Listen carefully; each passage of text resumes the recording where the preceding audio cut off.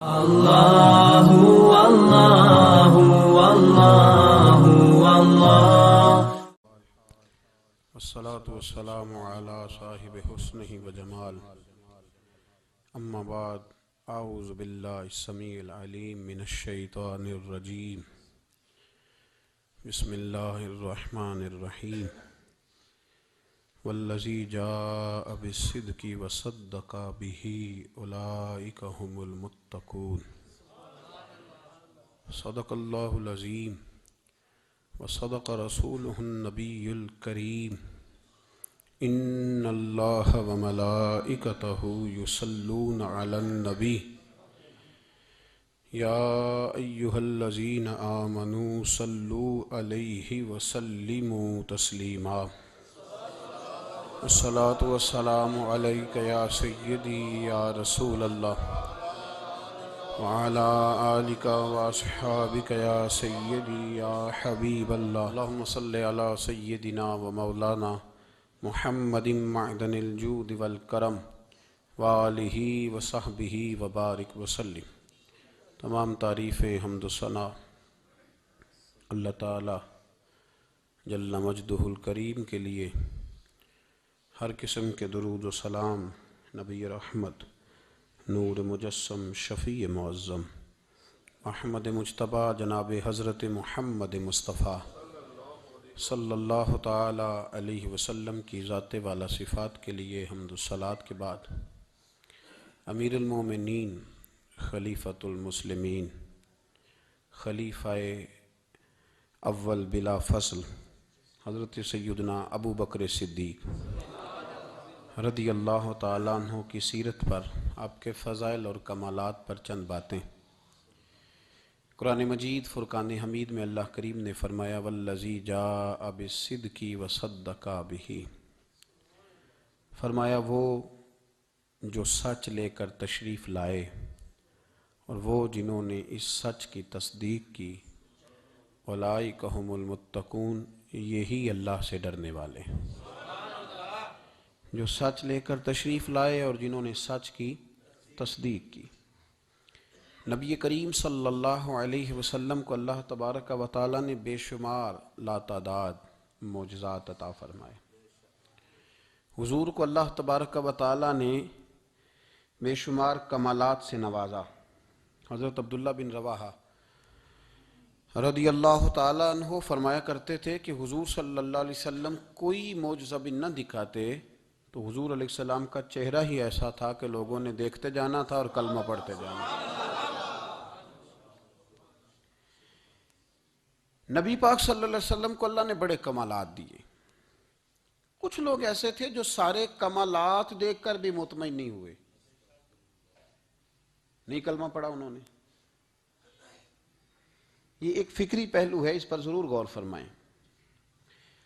جب جنگ ہوتی ہے ذاتی مفادات کی، اور جب انسان کو یہ غلط فہمی سما جاتی ہے کہ مجھے بھی کچھ پتہ ہے، مجھے بھی کچھ آتا ہے، اور جب اس کا یہ ذہن بن جاتا ہے کہ میں نے ہر چیز کو پہلے اپنی چھوٹی سی عقل کے دائرے میں رکھ کے اچھی طرح سے پرکھنا ہے، اگر میری عقل پر چیز پوری آئے گی تو قبول کروں گا ورنہ قبول نہیں کروں گا۔ پھر لوگ نہیں مانتے، بڑے بڑے کمالات تھے، بڑا کچھ تھا، اور جنہوں نے نہیں نہ مانا انہوں نے زیادہ کمالات دیکھے، انہوں نے نہیں مانا۔ ابو جہل کتنی دفعہ معجزہ طلب کرنے آیا ہے، کبھی کہا کہ مجھے بتائیے میری مٹھی میں کیا ہے، اگر آپ بتا دیں گے تو کلمہ پڑھ لوں گا۔ تو حضور علیہ السلام نے فرمایا اگر تیری مٹھی میں جو ہے وہی بتا دے کہ میں کون ہوں تو پھر پڑھ لو گے۔ کنکریوں نے کلمہ پڑھا، اس نے نہیں پڑھا۔ معجزہ دیکھا، اس نے معجزہ مانگا۔ اس نے کہا کہ اگر چاند کے 2 ٹکڑے ہو جائیں تو میں پڑھ لوں گا کلمہ۔ چاند کے 2 ٹکڑے حضور نے کر دیے، چاند 2 ٹکڑے ہوا، کوہ صفا کی پہاڑی کے بیچ آدھا ادھر گیا آدھا ادھر گیا، دوبارہ جا کے جڑا، اس نے دیکھا، کہنے لگا اوہو میں تو سمجھتا تھا کہ معاذ اللہ آپ کا جادو صرف زمین پہ چلتا ہے، آپ کا تو آسمانوں پہ بھی چلتا ہے۔ اس نے بڑے کمالات دیکھے لیکن کلمہ نہیں پڑھا۔ حضرت ابو الحسن خرقانی رحمۃ اللہ علیہ ایک درویش تھے۔ ہم جو درویشی اور فقیری اور ان لوگوں کو ماننے والے لوگ ہوتے ہیں، ان میں بحث کم سے کم ہوتی ہے، ان میں اپنا آپ بڑھانے کی عادت کم سے، اس میں ماننے کا مزاج ہوتا ہے، اور وضاحت بھی نہیں لوگ طلب کرتے، اشاروں سے بھی بات مان جاتے ہیں، غلامی اسی کا نام ہے، اشارہ آپ کر دیں بات ختم ہو گئی، طے ہو گیا مسئلہ، اتنی زیادہ لمبی تو بات ہی کوئی نہیں۔ حضرت ابو الحسن خرقانی تقریر کر رہے تھے، بات کر رہے تھے، تو کسی نے کہا کہ آپ حضرت بایزید بستامی رحمۃ اللہ علیہ کے سجادہ ہیں، تو حضرت بایزید کیسے آدمی تھے؟ تو فرمانے لگے حضرت بایزید کو جو دیکھتا تھا وہ کلمہ پڑھ جاتا تھا۔ اب آپ نے تو ماشاءاللہ قبول کر لیا، لیکن وہ جو سامنے بیٹھا تھا اس کی سمجھ میں بات نہیں آئی، وہ کہنے لگا حضور آپ نے کہہ دیا ہے پر میری عقل میں تو نہیں نہ آتا۔ نہیں آتا جس کی عقل میں، تو پھر اس کی عقل میں نہیں آتا۔ میں اکثر کہتا ہوں کہ بہت سارے لوگ ہیں جن کا کوئی پیر نہیں، اور ان کا ہو بھی نہیں سکتا، ان کا کوئی پیر، اس لیے کہ مطلب اتنا سیاںا بندہ اس کا کوئی پیر ہو جائے۔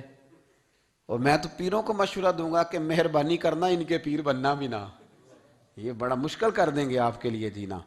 تو بہتری اسی میں ہوتی ہے کہ انسان سمجھے چیزوں کو اور دائروں کے اندر باتوں کو تسلیم کرنے کی عادت بنائے۔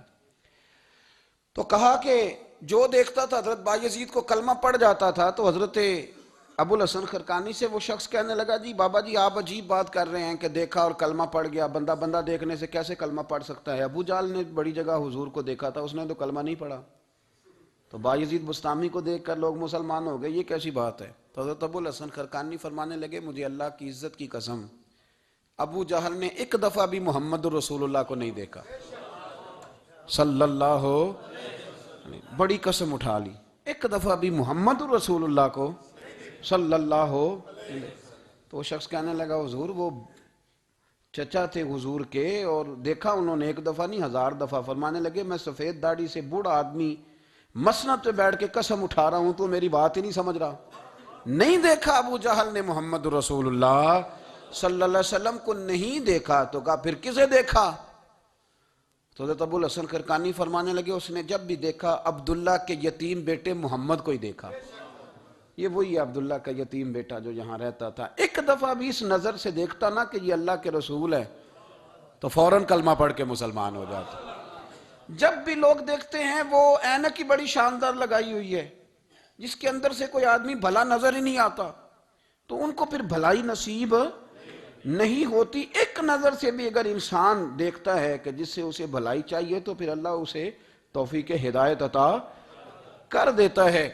حضرت ابوبکر صدیق کا کمال یہ ہے کہ میرے نبی کریم علیہ السلام نے نا ان کی شان ایک الگ انداز میں بیان فرمائی، الگ انداز میں۔ محبوب فرمانے لگے میں نے جس کے سامنے بھی دین پیش کیا اس نے دلیل مانگی۔ ایک بات آپ کو بتاؤں، یہ میری بات یاد رکھنا، اس کو کبھی نہ بھلانا، جو اپنوں سے دلیل مانگتا ہے نا وہ اپنا ہوتا ہی نہیں۔ اپنوں سے دلیل مانگ لی اس نے، بغیر دلیل کے، بغیر حیل و حجت کے۔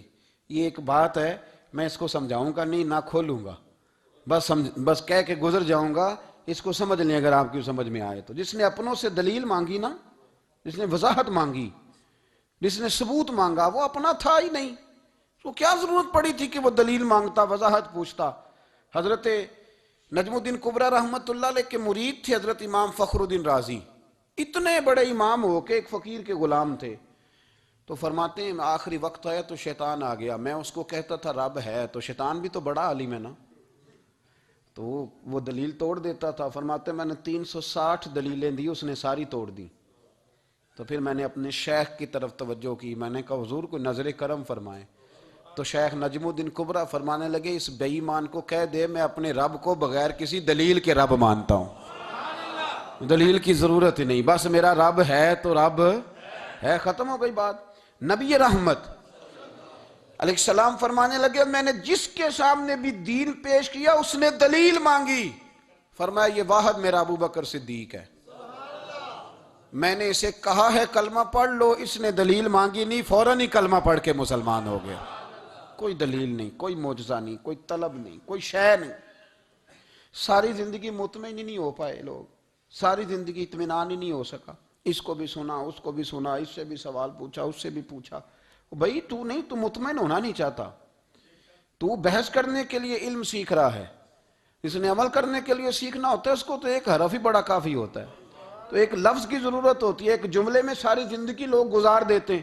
حضرت ابو بکر صدیق رضی اللہ تعالیٰ عنہ نے بحث والا دروازہ نہیں کھولا، حضور نے کہا کلمہ پڑھو تو انہوں نے کلمہ پڑھا اور مسلمان ہو گئے۔ کوئی دلیل، کوئی وضاحت، کسی چیز کی کوئی حاجت، ختم ہو گئی بات۔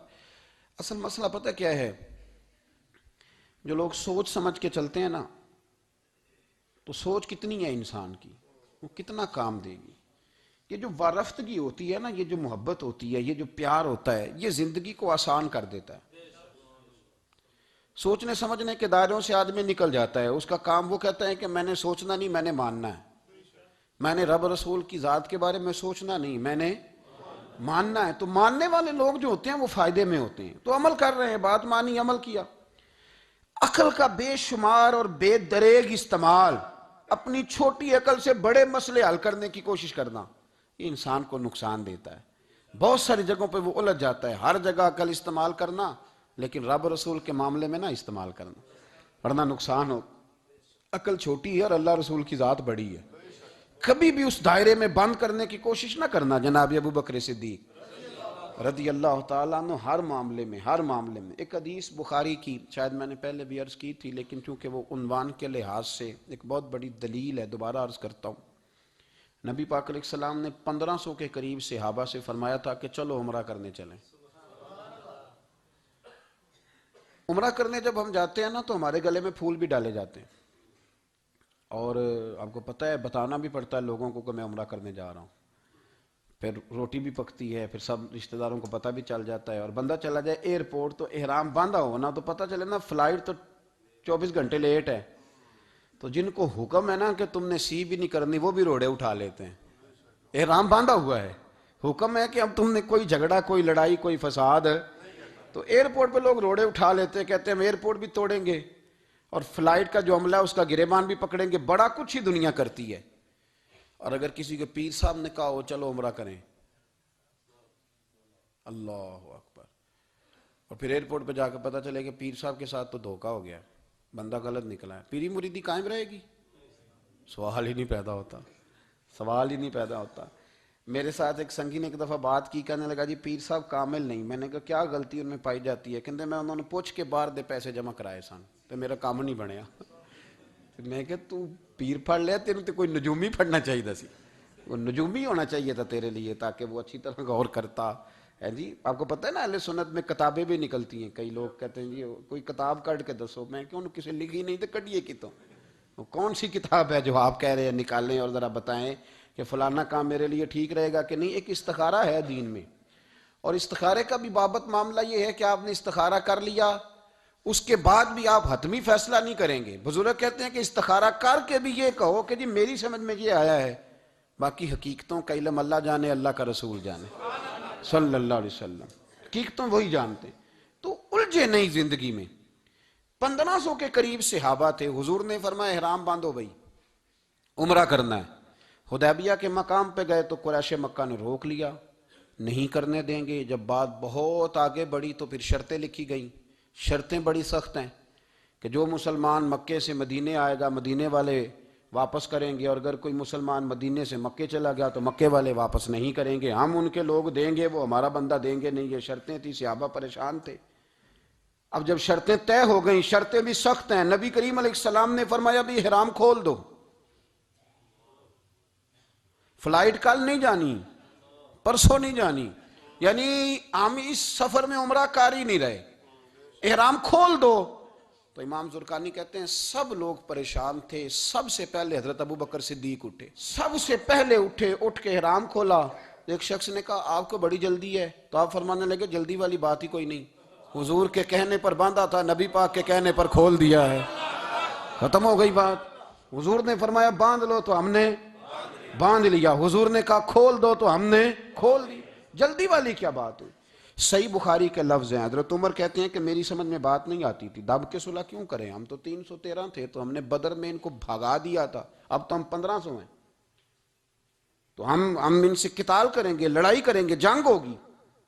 حضرت عمر فاروق رضی اللہ تعالیٰ عنہ فرماتے ہیں حضور نے شرطیں طے کر لیں، بات لکھی گئی، میں نبی پاک کے حجرے میں داخل ہوا، خیمہ لگا ہوا تھا، میں نے جاتے ہی اپنے جذبہ جہاد کا اظہار کیا اور بڑے جلال میں، یا رسول اللہ آپ سچے رسول ہیں؟ بالکل سچا ہوں، قرآن سچا ہے، بالکل سچا ہے، اسلام سچا ہے، بالکل سچا ہے، حضور ہم دب کے صلح کیوں کریں؟ تو نبی کریم علیہ السلام نے فرمایا عمر تجھے تیری ماں روئے، میں اللہ کا رسول ہوں، میں وہی کہتا ہوں جو میرا رب مجھے حکم ارشاد فرماتا ہے۔ کہتے میں نے فوراً عرض کی یا رسول اللہ صلی اللہ علیہ وسلم آپ نے فرمایا نہیں تھا کہ عمرہ کریں گے؟ تو حضور نے فرمایا کہا تو عمرہ کریں گے، یہ تو نہیں کہا تھا کہ اسی سال ہی کریں گے، کریں گے تو کریں گے۔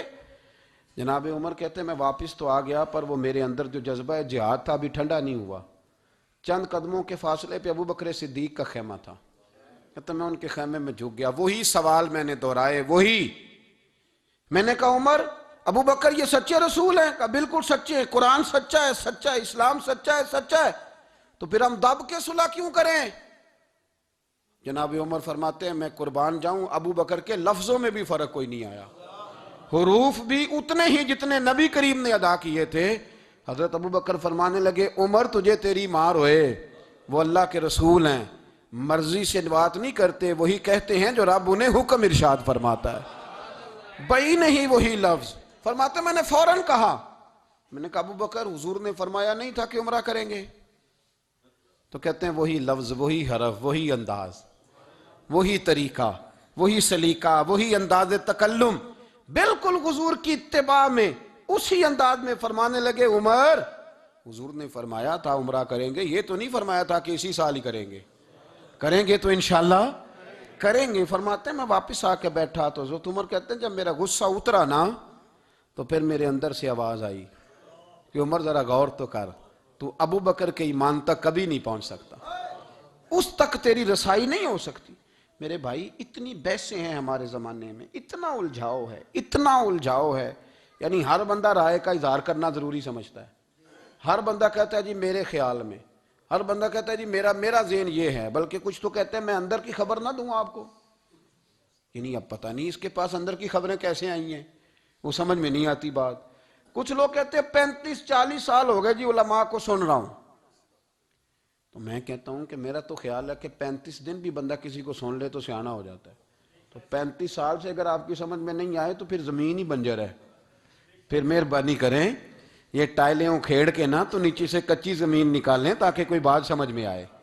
اگر 40 سال ہو گئے، 40 سال، میں ایک اجتماع میں حاضر تھا، ابھی بھی میں عرض کر رہا تھا، تو وہ صاحب مجھے کہنے لگے کہ حضرت صاحب میں نے نا فلاں عالم کو بھی بلایا، فلاں کو بھی بلایا، فلاں کو بھی بلایا، فلاں کو بھی بلایا، اب آپ کو بلایا ہے، تو اس طرح کر کے میرے ساتھ رویے ہیں، بڑا الحمدللہ پیار ہے۔ تو میں نے ان سے پوچھا آپ نماز پڑھتے ہیں؟ انہوں نے لگا نہیں، کچھ اور باتیں پوچھی تو جواب نفی میں آیا، تو میں نے کہا کہ اب آپ نے مہربانی کرنی ہے اتنے علماء کا نام نہیں لینا، کیونکہ پھر تو بزرگوں کے بارے میں لوگ شک کریں گے کہ انہوں نے اس کو دیا کیا ہے۔ تو ایک بزرگ کی بات سنتے ہیں تو کئی دنوں تک وہی ہمیں بڑا تر و تازہ رکھتی ہے، اور آپ کو اتنے عرصہ ہو گیا تو آپ نے حاصل کیا کیا ہے؟ صرف باتوں کا گورکھ دھندا، لفظوں کا ہیر پھیر، جملوں کا الٹ پلٹ کرنا، یہ زندگی ہے؟ یہ زندگی ہے صرف باتیں کیلو کال سن لی آ گئے؟ نہ اس سے ذرا آگے نکلیں، عمل کب کرنا ہے میرے بھائی؟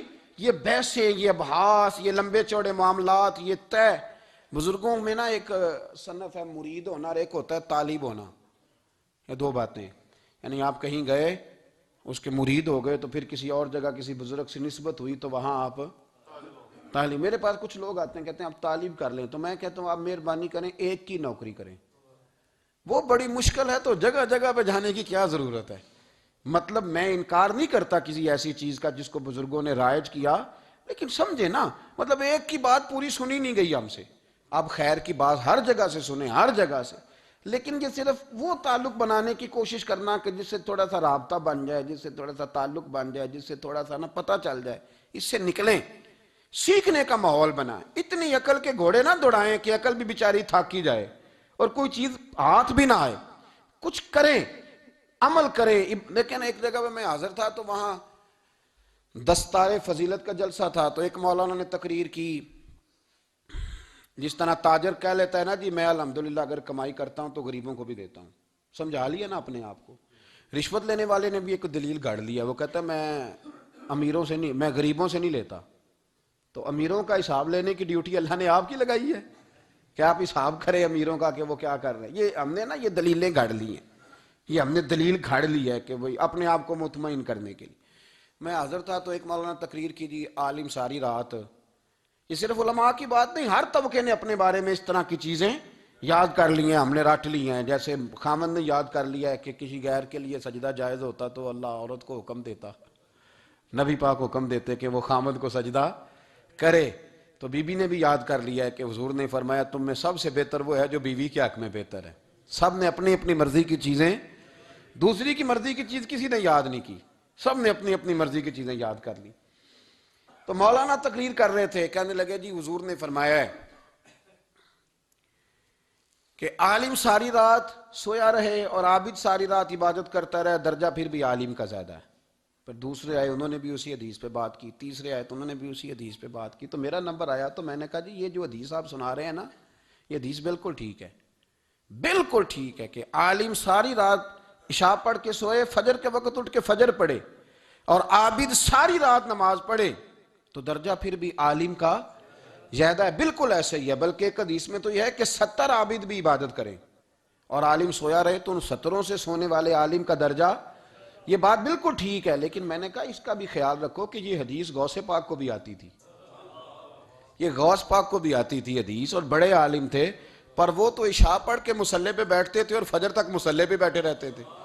حالانکہ یہ حدیث انہیں بھی آتی تھی, یہ حدیث خواجہ معین الدین چشتی کو بھی آتی تھی, اور وہ بڑے عالم تھے, لیکن اس کے باوجود وہ عشاء پڑھتے تھے اور فجر تک مصلے پر بیٹھے رہتے تھے. حضرت عثمان غنی سے بڑا عالم تو کوئی نہیں نہ ہوگا اس زمانے میں. حضرت عثمان غنی رضی اللہ تعالیٰ عنہ جیسا شخص تو کوئی نہیں نہ ہوگا, پر وہ عشاء کے بعد قرآن پاک پڑھنا شروع کرتے تھے اور فجر سے پہلے پہلے قرآن پاک ختم کر لیا کرتے.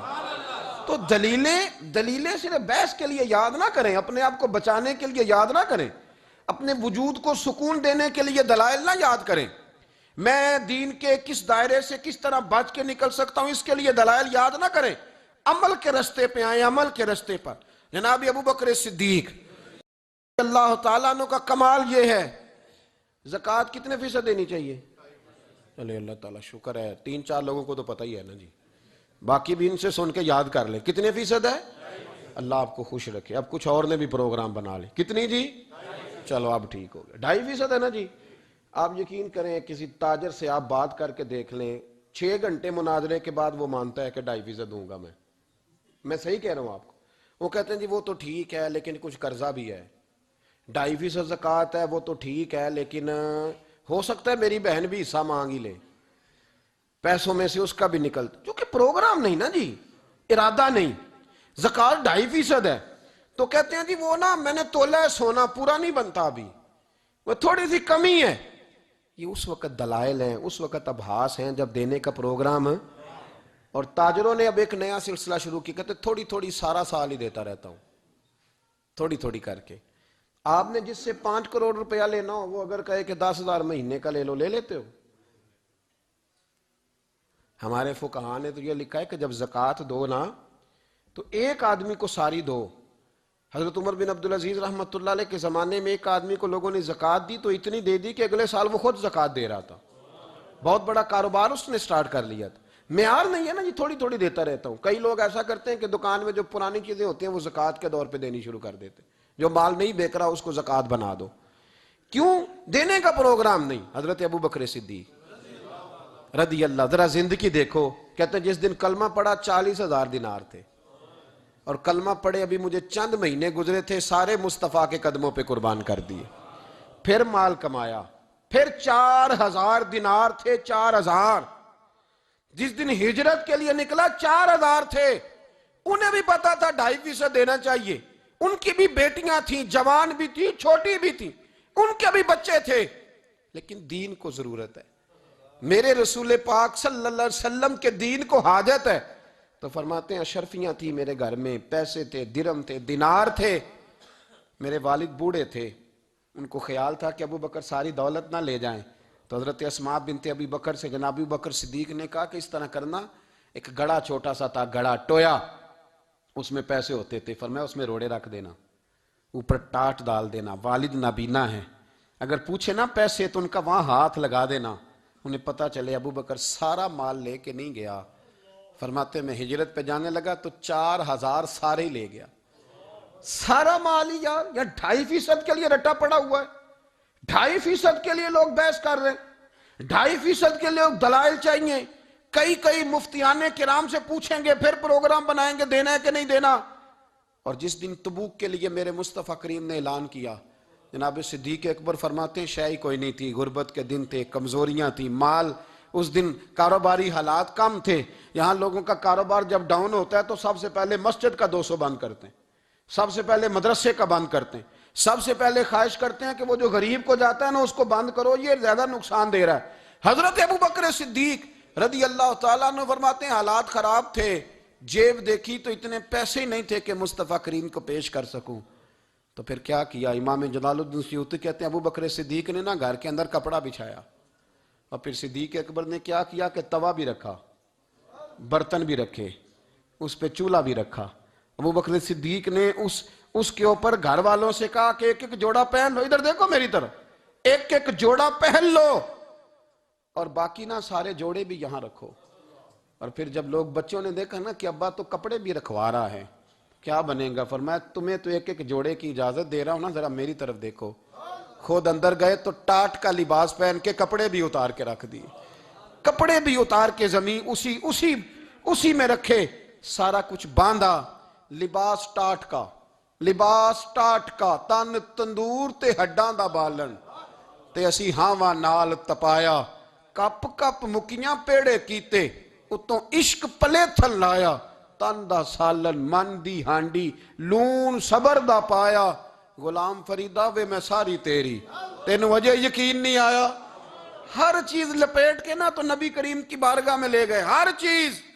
میرے محبوب کا بھی انداز دیکھو, فرمایا ماں اب کہتا لے اہلے کا, گھر بھی کچھ چھوڑ کے آئے ہو. دیکھیں ادھر دیکھیں, جب کوئی لاتا تھا تو حضور فرماتے تھے کیا لے کے آئے ہو, یہ کیا ہے؟ یہ پوچھا جاتا ہے کہ یہ پوچھا جاتا ہے گھر کیا ہے؟ بھئی آپ کو کسی نے کوئی تحفہ دیا تو شاپر کھول کے تحفہ دیکھیں گے یا پوچھیں گے گھر کیا ہے؟ لیکن میرے رسول پاک کے لفظ دیکھیں, فرمایا ماں اب کہتا لے اہلے کا.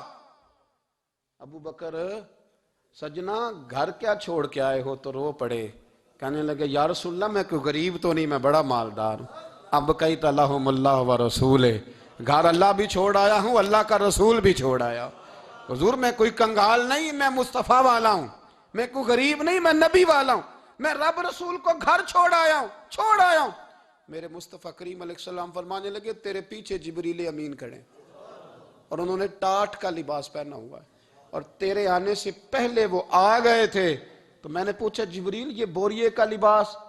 عرض کی یا رسول اللہ ابو بکر نے پہنا ہے تو رب کو اتنا پسند آیا سارے فرشتوں کو پہنا دیا ہے, سارے فرشتوں کو پہنا دیا, سارے فرشتوں. ذرا یہ لذت تو لیں بات کی, جب 2.5% پہ جھگڑا ہوتا ہے نا تو پھر نماز میں مزہ نہیں آتا.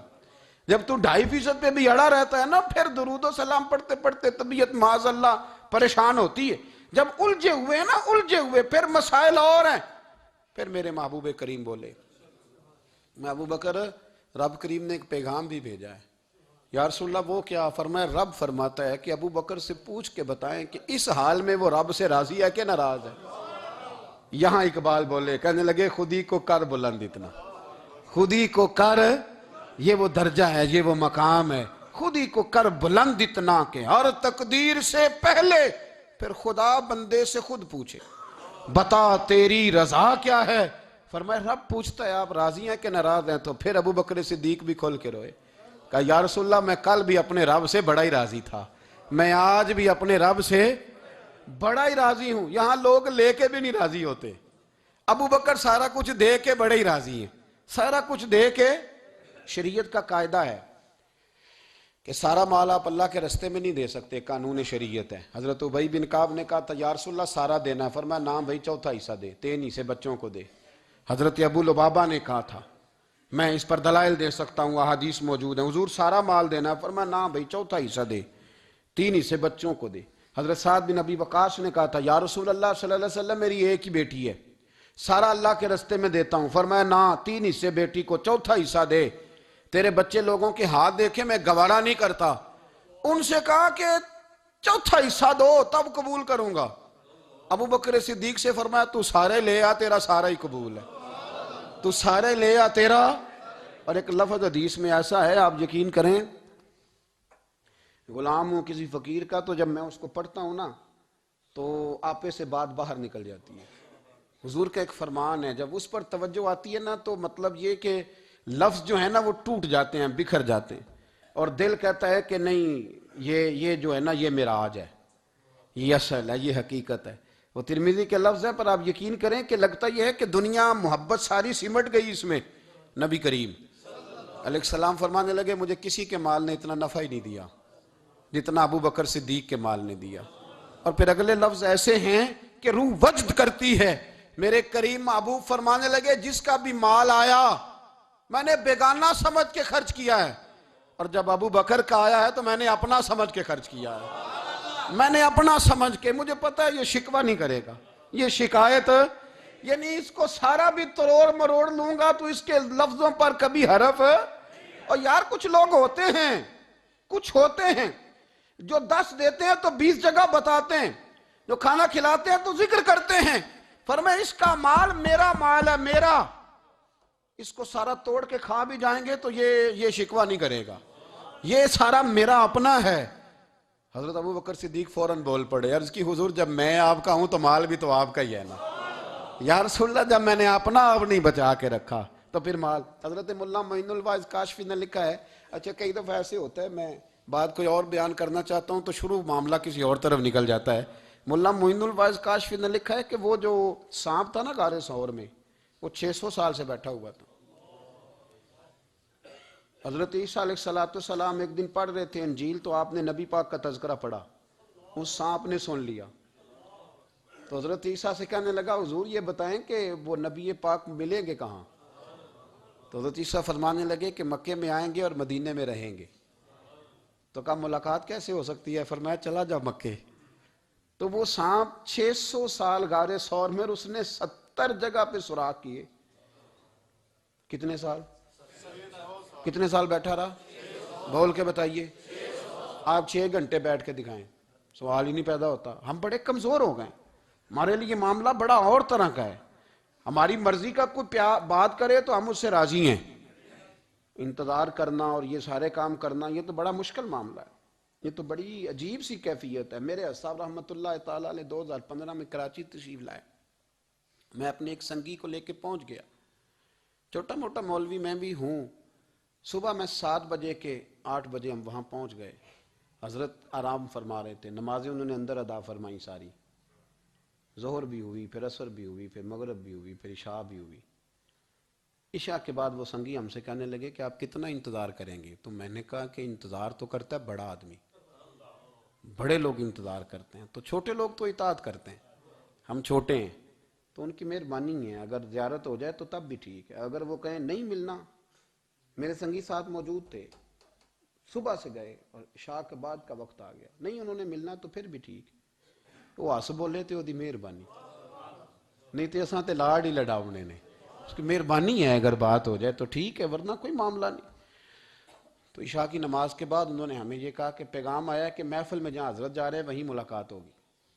تو ہم نے کہا یہ بھی بڑی نعمت ہے، جلوہ دیکھنا بھی بہت بڑی سعادت ہے، اس لیے کہ ہمیں پتہ ہے کہ وہ کیفیت کیا ہے، وہ رنگ کیا ہے، ان کا انداز کیا ہے۔ پیچھے جا کے بیٹھ گئے تو پھر ان کا حکم آیا کہ اس کو ذرا آگے آئے۔ جب میں اسٹیج پہ گیا تو فرمانے لگے مجھے سویرے ہی پتا تھا آپ آ گئے، کوئی عرض نہیں، اتنا کوئی انتظار تو بندہ کر ہی لیتا ہے۔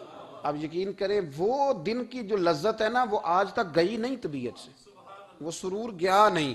کبھی کبھی سوچتا ہوں کہ اس سے ڈبل بھی انتظار کبھی ہو جائے، پر ایک دفعہ زیارت پھر نصیب ہو جائے، کبھی کبھی یہ سوچتا ہوں۔ 600 سال وہ سام بیٹھا رہا، 600 سال، 600 سال، اور 70 اس نے سوراخ کیے غار ثور میں، لیکن وہ بھی عاشق تھا نا۔ اور یہاں معاملہ یہ تھا کہ ابو بکر صدیق دعا مانگ کے گئے تھے کہ میں نے کسی کو موقع نہیں دینا، ایک میں ہوں گا دوسرا میرا یار ہوگا۔ وہ غار ثور کی تو لذت یہ والی تھی، ایک میں ایک میرے محبوب۔ اس نے 70 سوراخ کیے ہوئے تھے، جناب ابو بکر صدیق نے کہا حضور آپ ٹھہریں، میں ذرا بھی آیا صفائی کر کے۔ تو نبی کریم علیہ السلام رکے تو حضرت ابو بکر صدیق نے کہیں پگڑی پھاڑ کے رکھی، کہیں چادر پھاڑ کے رکھی، اتنے سوراخ بند کیے تو جو ایک رہ گیا وہاں ایڑی رکھ دی. تو اب وہ سانپ بھی شکوہ کرنے لگا کہ یار تو بھی کوئی نرالا ہی عاشق ہے کہ میں نے تو کسر ہی کوئی نہیں چھوڑی تھی, 70 سوراخ کیے تھے اور تو نے بھی کمال ہی کر دی ہے, یہ سارے ہی بند کر دیے, جو بچ گیا اس پہ ایڑی رکھ دی. اس نے پتہ نہیں کتنے ڈنگ مارے. سانپ کا جب ڈنگ لگتا ہے تو وجود میں بہت زیادہ گرمی پیدا ہوتی ہے, گرمی. حضرت ابوبکر صدیق کے بارے میں ہمارے شارحین نے لکھا روئے نہیں, وجود اتنا گرم ہوا کہ آنسو ٹپک پڑے. نبی کریم صلی اللہ علیہ وسلم نے فرمایا ہٹا نہ ذرا پیر. پھر انہوں نے ہٹایا تو میرے مصطفیٰ میں لعاب دہن لگایا. مولا معین الواعظ کاشفی رحمت اللہ علیہ فرماتے ہیں کہ جب انہوں نے قدم ہٹایا نا تو پھر وہ سانپ باہر نکلا, اپنا سر نکالا اور کھڑا ہو کے حضور کا دیدار کرنے لگا. تو نبی کریم نے فرمایا تیرا کام ہو گیا, اب تو جا, مجھے اور ابو بکر کو رہنے دے. وہ نکل گیا. یہ کیفیات ہے, یہ محبت ہے, یہ وارفتگی ہے, یہ سوز ہے, یہ درد ہے. یارو یہ میں کہا کرتا ہوں کہ یہ چیز جینے کا بھی مزہ دیتی ہے, مرنے کا بھی مزہ آتا ہے, مرنے کا بھی مزہ, سرور آتا ہے انسان اس میں جب یہ کیفیات شامل ہوتی ہے نا. رنگ اور ہوتا ہے, درد اور ہوتا ہے, ذائقہ اور ہوتا ہے, کیفیت اور ہوتی ہے. پھر کوئی شوق نہیں رہتا اعلیٰ کپڑوں کا, بڑی گاڑی کا, لمبے چوڑے معاملات کا. پھر تو انسان ڈھونڈتا پھرتا ہے کوئی مجھے محبوب کی بات سنائے, کوئی اس کی شان میں کوئی شعر سنائے, کوئی اس کا ذکر سنائے, کوئی مل جائے نا کبھی کہ میرے تار چھیڑ دے, کوئی ملے, کوئی بات کرے, کوئی ذکر کرے. پھر انسان ڈھونڈتا پھرتا ہے ان لفظوں کو, ان لوگوں کو جو پکڑ کے دروازہ رسول صلی اللہ علیہ وسلم کی بارگاہ تک لے جائیں. بڑا پیار کیا میرے کریم محبوب. حضرت علی المرتضیٰ شیر خدا فرماتے میٹنگ بیٹھی تھی بدر والے دن, ہم بات کر رہے تھے خطرہ کہاں ہے, دلیر دلیر لوگوں کی ڈیوٹی کہاں لگائی جائے. شیر خدا بھی چاہ رہے تھے کہ میں وہاں ڈیوٹی دوں گا, تو کہتے ہیں سمجھ آئی کہ سب سے زیادہ خطرہ نبی کریم علیہ السلام کے عریش مبارک کا ہوگا, حضور کے خیمے کو, چھپر مبارک کو. قریش مکہ سب سے زیادہ حملے وہاں کریں گے جہاں حضور ٹھہرے ہوں گے. طے ہو رہا تھا کس کی ڈیوٹی لگائیں, کس کو وہاں ذمہ داری سونپیں. کہتے ہیں ہم بات کر رہے تھے اور میں تیار تھا وہاں جانے کو, اچانک ابو بکر صدیق آ گئے. کیا باتیں ہو رہی ہیں؟ تو ہم نے کہا جناب ہم پروگرام بنا رہے ہیں کہ وہاں ڈیوٹی کس نے کرنی ہے. تو فرمانے لگے یہ کرنے والی بات ہی کوئی نہیں, میں نے تو عرض کر بھی دیا ہے نبی پاک کی بارگاہ میں کہ یا رسول اللہ یہاں ڈیوٹی میں ہی کروں گا. تو حضرت ابو دردہ رضی اللہ تعالیٰ عنہ عرض کرنے لگے حضرت ابو بکر صدیق سے کہ حضور آپ کے ساتھ کون ڈیوٹی کرے گا؟ فرمانے لگے کسی کی بھی ضرورت نہیں, کوئی ماں نے لال جنا ہی نہیں, کوئی جنا ہی نہیں ماں نے لال جو ابو بکر کے ہوتے ہوئے نبی پاک تک پہنچ جائے, کسی کی جرت ہی نہیں. میں اکیلا کافی ہوں مصطفیٰ کریم کے خیمے کا پہرا دینے کے لیے. یہ اعزاز, یہ شان, یہ لطافت. اور میرے نبی کریم علیہ السلام نے بھی پھر حضرت ابو بکر کو چاہا تو کمال ہی کر دیا, چاہا تو کمال ہی کر دی, کمال ہو گئی. حضرت ابو دردہ کہتے ایک دن حضور علیہ السلام نے مجھے فرمایا ابو دردہ یہ تو نے آج کیا کیا ہے؟ حضور کیا ہوا؟ فرمایا آج تو گلی میں چل رہا تھا اور ابو بکر صدیق کے آگے آگے چل رہا تھا, گلی میں ابو بکر کے آگے آگے چل رہا تھا. یا رسول اللہ صلی اللہ علیہ وسلم کیا ہوا؟ فرمایا نہ کسی پہ سورج طلوع ہوا نہ غروب ہوا جو میرے ابو بکر سے افضل ہو, خبردار اس کے آگے نہیں چلنا, ابو بکر صدیق کو کمر نہ ہونا چاہیے. شاہ ولی اللہ صاحب نے ایک بات لکھی ہے, بڑی نرالی ہے, وہ بھی بڑی نرالی. مثل تعویذ ہوتے ہیں نا کچھ لوگ, جب بھی ملتے ہیں شفا ہوتی ہے. بڑی شاندار عجیب بات لکھی ہے. حضور صلی اللہ علیہ وسلم نے ایک دن فرمایا کہ وقفے سے ملا کرو محبت بڑھتی ہے. یہ حضور کا فرمان ہے, وقفے سے ملا کرو محبت بڑھتی ہے. قدر کھو دیتا ہے نا ہر روز کا آنا جانا, اور بڑی دلچسپ ہوتی ہیں بے ترتیب ملاقاتیں. تو کہا کہ وقفے سے ملا کرو. حضرت ابو ہریرہ بھی تھے, دیگر لوگ بھی تھے, حضور نے فرما دیا. حضرت ابو بکر صدیق بھی سن رہے تھے. زور کی نماز پڑھی گھر چلے گئے, عصر پڑھی تو گھر چلے گئے, مغرب پڑھی تو گھر چلے گئے. حضرت انس بن مالک رضی اللہ تعالیٰ عنہ کہتے 3 دفعہ حضور نے پوچھا ابو بکر نہیں آئے, ابو بکر نہیں آئے, ابو بکر نے کہتے 3 دفعہ پوچھا. تو میں پھر پہنچ گیا, میں نے کہا ابو بکر 3 دفعہ حضور نے پوچھ لیا کہ ابو بکر نہیں آئے, ابو بکر نہیں آئے. تو جناب صدیق اکبر دوڑے, حضور حکم. فرمایا کہاں تھے صبح سے؟ عرض کی یا رسول اللہ آپ نے تو فرمایا تھا وقفے سے ملا کرو محبت بڑھتی ہے. تو محبوب فرمانے لگے تمہیں تھوڑی کہا تھا, تمہیں تھوڑی کہا تھا, تو نہ جایا کر یار, تو رہا کر. تو رہتا ہے تو دل جمع رہتا ہے, تو یہاں موجود ہوتا ہے تو دل آپ یقین کریں کچھ لوگ ایسے ہوتے ہیں جن کے بارے میں دل کرتا ہے انہیں بندہ خرید کے پاس رکھ لے، ان کو خرید لے، یہ یہیں رہیں، یہ جائیں نہ، اس لیے کہ ان کا لب و لہجہ اور ہوتا ہے، ان کا طرز حیات اور ہوتا ہے، طرز غلامی اور ہوتا ہے، طرز فرما برداری اور ہوتا ہے، انداز اور ہوتا ہے۔ فرمایا تو نہ جایا کر، یہی رہا کر۔ اور میرے محبوب نے فرمایا ابو بکر تو صرف میرا غار میں ہی ساتھی نہیں، قیامت میں جب میں حوض کوثر تقسیم کروں گا تب بھی تو میرے پاس ہی بیٹھا ہوگا، قیامت کے دن حوض کوثر کی تقسیم میں بھی تو میرے ساتھ ہی ہوگا، میرے نبی کریم علیہ السلام۔ اور ایک بات اور سن لے جاتے جاتے، کچھ لوگ ساتھ بڑا رہتے ہیں پر بات کم کم مانتے ہیں، کہتے ہیں میں جھاڑو جو دیتا ہوں آستانے پہ، مجھے وظیفہ پڑھنے کی کیا ضرورت ہے، میں وہاں ہر وقت حاضر جو رہتا ہوں، مجھے کیا ضرورت ہے شجرہ پڑھنے کی، مجھے کیا ضرورت ہے ان کی بات سننے کی، میں وہاں رہتا جو ہوں اتنا ہی کافی ہے۔ حضرت ابو بکر صدیق نے نوکری بھی کھول کے کی اور نبی پاک کی بات بھی کھول کے مانی، کھول کے مانی، جو حضور نے کہہ دیا انہوں نے کر دیا۔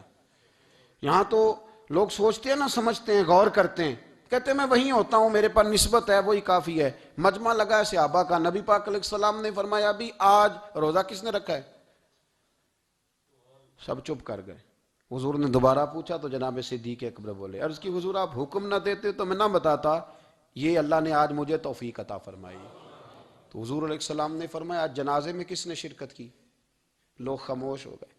تو حضور علیہ السلام نے دوبارہ پوچھا، عرض کی حضور آپ حکم نہ دیتے تو نہ بتاتا، یہ اللہ نے توفیق مجھے عطا فرمائی۔ فرمایا آج کس نے مسکین کو کھانا کھلایا ہے؟ عرض کی یا رسول اللہ صلی اللہ علیہ وسلم حکم نہ دیتے تو نہ بتاتا، یہ اللہ نے مجھے توفیق عطا فرمائی۔ فرمایا کس نے آج لوگوں کو دین کی دعوت دی، اسلام کی طرف بلایا، پیغام دیا، کون ہے؟ عرض کی حضور اگر آپ حکم نہ دیتے تو میں نہ بتاتا، یہ بھی خدمت اللہ نے مجھے عطا فرمائی ہے۔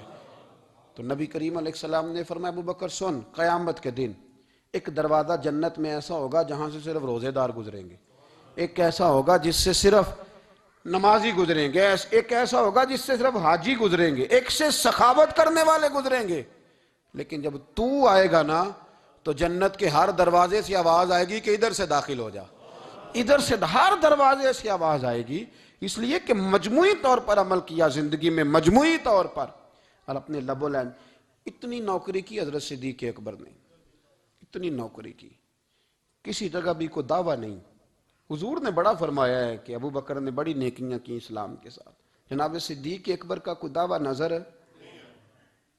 یہ وہ مزیدار شخص تھا جس نے کبھی حضور سے دعا کے لیے بھی نہیں کہا، دعا کی تکلیف بھی کبھی نہیں دی، گویا ہاتھ اٹھانے پڑیں گے، لفظ ادا کرنے پڑیں گے، یہ تکلیف بھی نہیں دی۔ علامہ یوسف نبہانی علیہ رحمہ نے لکھا ہے کہ ایک دن حضرت صدیق اکبر نے سیدہ عائشہ صدیقہ سے کہا جس دن حضور کا موڈ مبارک، طبیعت مبارک بڑی اچھی دیکھو نا تو میری بخشش کی دعا کرا دینا۔ سیدہ عائشہ صدیقہ سے کہا، کوئی لفظ نہیں ادا کی، لوگوں کو لاتے، حضرت عثمان غنی نے ان کی تبلیغ پہ کلمہ پڑھا، حضرت طلحہ نے، حضرت زبیر نے، ان لوگوں کو لاتے اور لا کے نا انہیں آگے بٹھاتے، خود پیچھے بیٹھ جاتے، پیچھے۔ میرے بھائی دعا کے لیے بھی کبھی نہیں کہا، یہ وہ وفا ہے جس وفا کا دنیا میں کہیں بھی کوئی جواب موجود ہے۔ اپنے آپ کو مرتب کریں۔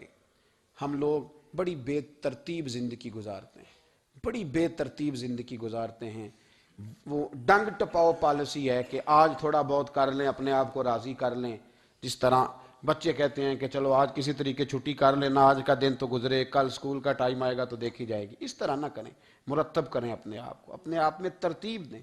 ساری زندگی سامنے والے کی اخلاقیات ٹھیک کرتے اگر گزر جائے تو اپنا معاملہ رہ جاتا ہے۔ اچھی سوچ، اچھا رویہ، وفاداری والی زندگی۔ میں نے ایک جملہ کہا ہے، اگر آپ کی سمجھ میں آیا ہو، کہ اگر یہ عشق، یہ وارفتگی، یہ پیار، یہ وفا پیدا ہو تو جینے کا بھی مزہ آتا ہے اور مرنے کا بھی مزہ آتا ہے، پھر جینا مرنا بڑا لذت اور ذائقے والا ہو جاتا ہے۔ دعا ہے اللہ ہمیں ان کے فیض سے فیض یاب فرمائے۔ آخر دعوانا الحمدللہ۔